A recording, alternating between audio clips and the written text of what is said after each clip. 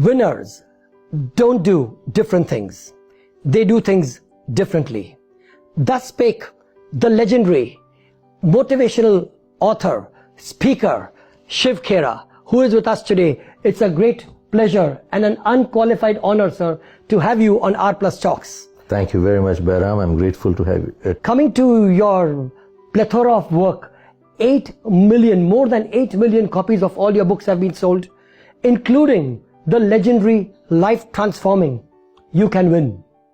What more can one say about such a fantastic journey? Well, there's always more and more. In fact, this is not the end of it, because this is just the beginning. And in fact, if you look at it, the more we delve into it, more we find out, more we realize how much we don't know. And I think that's where I consider myself as a student, because if anybody wants to teach, unless they are a good student, they can never teach. So I think that there's a lot more to go as yet. This is just the beginning. Wow. That's humility personified. You firmly and strongly advocate that self-development should take precedence over skill development. Human values are far more important than the value of commodities. Well, that is true. Let me share with you, how do we measure progress in a country? It is not by the industry or infrastructure, but the quality of the character the country is producing of its people. And sadly, India is not. And I would say globally, there has been a lot of deterioration all over. So one needs to come back, and there's a lot of stress on skill development, and education comprises of two components. One teaches us how to make a living, the other teaches us how to live. And the how to live part is talking of life and lifestyle. I repeat, how to live talks of life and lifestyle, because they are reflection of one another as you go along. So really, if you look at it, there are many studies done, including by NASSCOM and many others. My two daughters have done a master's in US. I've been living in US for the last 45 years. And we find, one study of NASSCOM I can quote here, that 90% of graduates are not employable. And if you're talking of Indian context, and that includes the engineering colleges, MBAs, and so on. Now, 90% of the graduates are not employable. So what is it? I mean, they know they've got a piece of paper called a degree, whatever that happens to be, and their expectations are very high, but the question is, they know a lot. The question is, do they understand well? And one side, there is mass unemployment. At the same time, there's another side, which is, you go check out with employers, they can't find a good person to work. And I am one of them, and I have clients pretty much in many countries. They can't find a good person to work. What is missing today is the right attitude and right values. I repeat, right attitude and values. And one of the companies in US said, hire character, train skills. Hire character, train skills. Because once you hire them, what are you going to do? You can't train character at this point of time and this stage. So really, all skill development that people are talking, including the governments, unless there is self-development, character development, it is useless. One, it is not sustainable. It is not sustainable because it is people who do it or undo it. So I think we're going the wrong way. It's not aptitude, it's attitude. We need to get to our attitude and values, because countries are built on people's characters, not on certificates and skill development alone. It doesn't work. In fact, that is 15% of success of a country. In fact, there was a study done by Harvard University which said 85% of the time a person gets a job or a promotion is because of the attitude. 15% what skills they have and what grades they have and what they've learned. So 15%, that's all we're talking of. And the focus is on that 15%. Almost 100% of education dollars all over the world go to teach facts and figures, which account for only 15%. And what we are talking through our education and training program that we have, we're talking of the 85%. So talking about education and training, you always have said that sometimes you've got to be unkind in order to be kind. This has been your message to parents, to educators, that stand by your children, but don't stand by their mistakes. Right. Stand by your children, but don't stand by their mistakes. I recall that very clearly. When in my school, I wasn't the brightest kid. In fact, in my 8th grade, I was a backbencher troubling the front benchers. And out of 6 or 7 subjects, I failed on all except one. And I came number 27 because the 28th was absent. And in my 10th grade, I had to repeat my class. So I failed. And when I repeated my class, I was so embarrassed.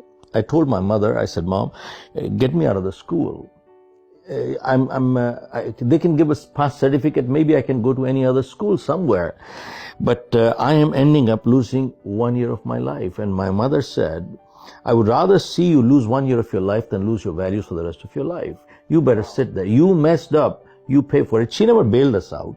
And one mistake that parents do today, they bail their kids out. They bail their kids out during the childhood formative years. You know something, the best thing could be at that point, let them bear the consequences of the decision so that in future they will not have to go through. You see, I learned one thing, only parents in life and teachers in life care to correct. Only parents and teachers care to correct.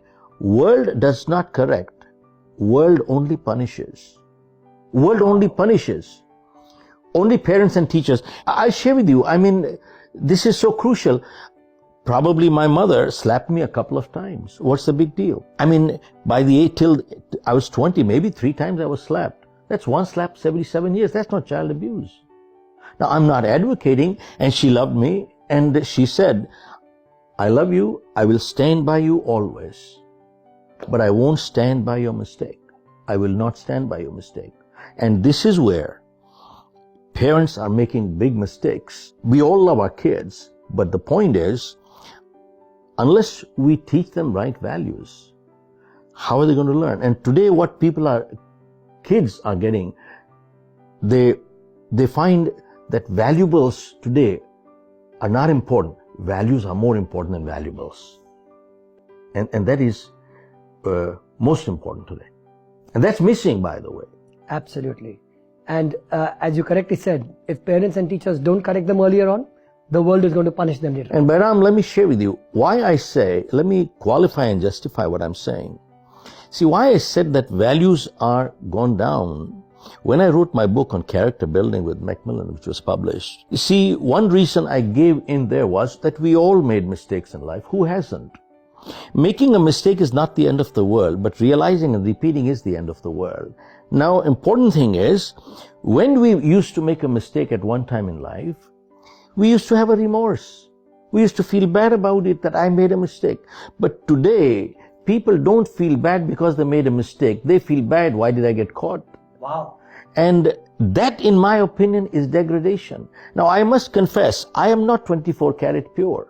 And I don't know of any human being who is 24 karat pure. But would you agree with me that there is a big difference between 22 karat and 8 karat? Now, that is my next question is, am I happy remaining 22 karat? No. You keep striving to achieve 24 karat. That's why many times people ask me, do you practice 100% of everything you preach or teach? I said, no, I do not practice 100%. But do I make effort to practice 100%? I said yes. I make 100% effort to strive I make 100% effort to strive for it and practice what I talk. So really it comes down to we're all humans, we all make mistakes. And the second reason why I said that there's degradation of values, the average age of the criminal all over the world has gone down. And if that is not degradation, what is? And then the third reason why I say, which I've quoted in my book, You Can Win, that there was a survey done on principals in the US, and they asked principals, what are the problems you're having in your school? They said, kids running in the corridors, leaving the door windows open, not switching the lights. These are some of the problems that we had. And then 35 or 45 years later, they asked same questions to the principal. And you know what they said? They said HIV, murders, rapes, These are the problems Moral that we are, degradation. yeah, these are the problems that we are facing today. Murders, weapons in the schools, rapes, and HIVs. These are the kind of problems we are facing today. So is that not degradation? So bottom line really comes down to, yes, there is enough evidence. If this is not evidence, then what is? And this is what you are striving through Country First Foundation. Mission is to ensure freedom through education and justice. That is true. Freedom through education and justice. So we need to define the word freedom. And since that organization pertains to India, what is freedom? Freedom is when or where an honest citizen can pursue a legal avenue and bring peace, prosperity, and happiness to himself, his family, and society. That's called freedom. I repeat. You see, where an honest person can pursue a legal avenue and bring peace, prosperity, and happiness to himself, his family, and society, that's called freedom. Now the question is, do we have it? Does that exist in India? Does that exist in India? And that is a real question. Sadly to say, I was active in the last election. I campaigned for a few people. And many times after I finished, people asked me that, don't you see criminalization of politics? So my question to them was, tell me, had the judiciary done the job right, could you even get one criminal in the parliament? Correct. So who let down the country first? Or who was dishonest first? Had the judiciary done the job with integrity, would you even have one criminal in the parliament? It always flows from the top. So question is, and yet they wear the robe, yet they take the oaths, and yet they are perceived to be honest. Question is there integrity? Is there integrity where it ought to be? And they are supposed to be the custodians of democracy. And if they become dishonest and corrupt, then what is left? Where is the democracy?